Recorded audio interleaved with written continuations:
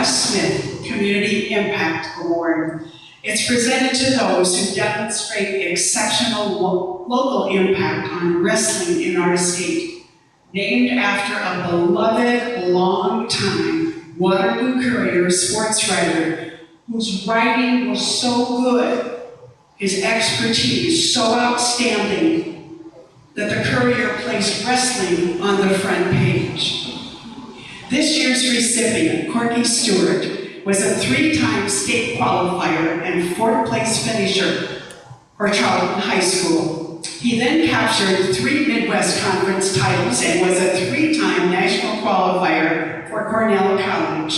He began the wrestling program at Brooklyn Guernsey Malcolm High School in Brooklyn, where he taught and led the wrestling program for 45 years. He also coached football, softball, and volleyball while serving as leader of BGM's Fellowship of Christian Athletes. He also was named Junior High Wrestling Coach of the Year in 2002. Ladies and gentlemen, the 2020 Russ Smith Community Impact Award goes to Corky Stuart.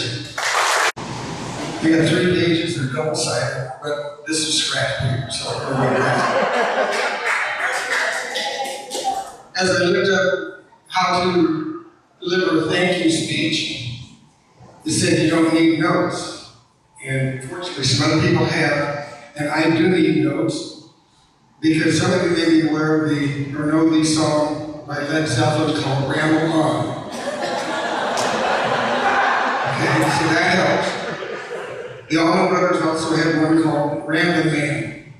And that wasn't in my notes, I just said that. So anyway, I would like to thank the committee, the selection committee.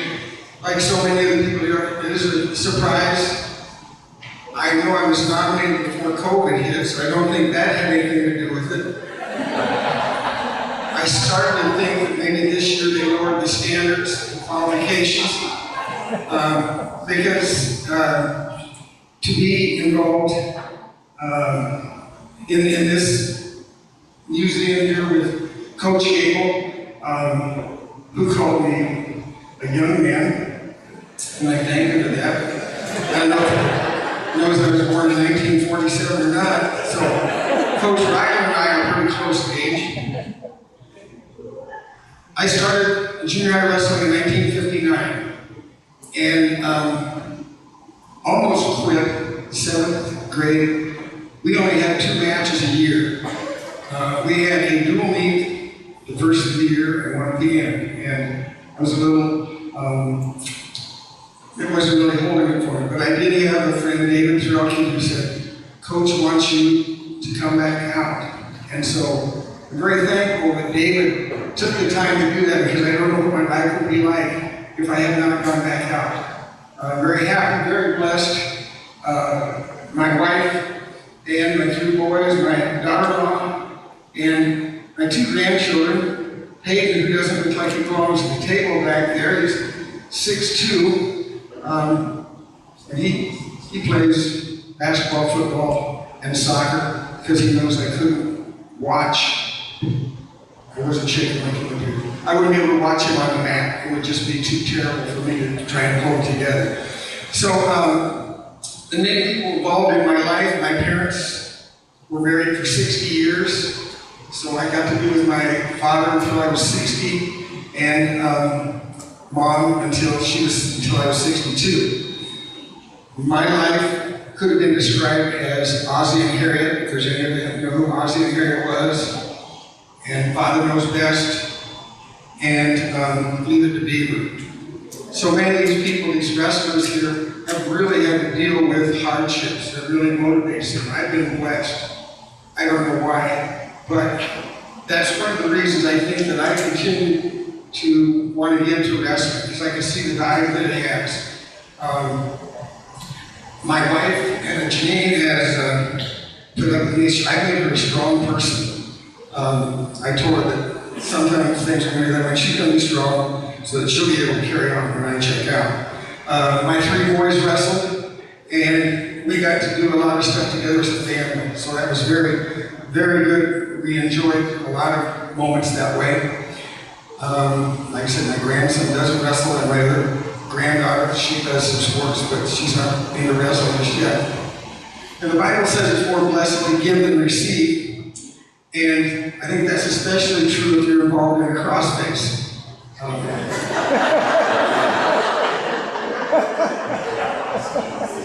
I received, like any other people who participated in wrestling, received a lot of things. Torn rotator cuff, detached bicep, tendon, 2 artificial hips, 5 knee surgeries, including knee replacement, 1 ankle foot surgery, broken nose, and some other things that everybody else had too. But there's been other things I received from wrestling besides that. I've just received a lot of motivation. I have 2 tables back there, all of those, except, well, most of them wrestled for me. All of them become part of the family. They've grown, they've helped develop the program, and it's really just been family. After the first year there, I didn't want to move away. And after I got out of coaching, each of the following coaches have brought the program to another level, a better level. I learned some things in wrestling. One of them is, and Coach Gable might be aware of this, is that horsehair mats are a lot less forgiving than today's wrestling mats. Another one would be that also the mat covers you just light when you might trip on them to the way to the center of the mat to wrestle. They serve as good personal saunas later on if you needed them. And some of them, mats used to have a little cover on underneath them, and I know I tripped over 1, 2, or 3, 4 times. Let's see, okay. Like next to the 7th grade person who's helped got me going on that, kept me going.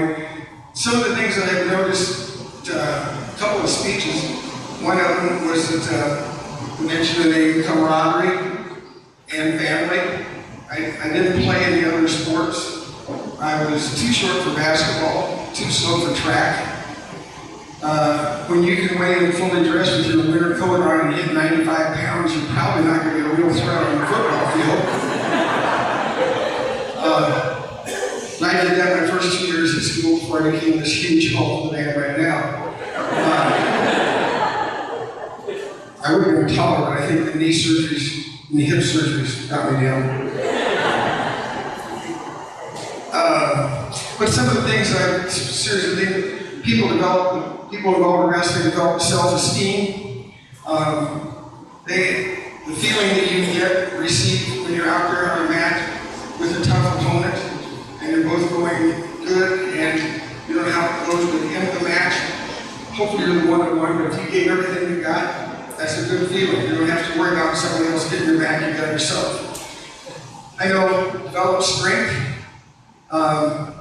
Although strength was never my strength, I learned a lot of moves and other stuff. I was not ever probably the strongest one. To incorporate wrestling experiences into everyday life. Things you experience on the mat you can go over with. When I'm riding the bicycle, and I've set it for 20 minutes or whatever, I get down, okay, 9 minutes left. Well, that's what it was in college for I don't know how many years, but we had 9-minute matches. So, okay, I can make that 9-minute match. And then I went down to 7, then it was 6, then to the junior high 4, and then finally down to 3 minutes. So I knew I could make it. So it's just drawing from that. When things got tough in wrestling, you're able to put that and use it in regular life. Feeling of success I've seen, not only myself, but all the wrestlers that we've had. Some of the kids come into junior high, which is where I ended up coaching. I like to do the instructing more than maybe all the stats and stuff necessary involved in head coaching right now. Just like to do the teaching that way. And see some of the kids so they can finally do push-ups. Or kids that, first time I ever climbed the rope in the wrestling room. That was a good sense of feeling for them. Another good feeling, personally, when you defeat someone that's beaten you in prior meetings, and the last time you wrestled, you beat them, that's a good feeling to have. Not quite as good as how you beat them the other times too, but still, in the hideout.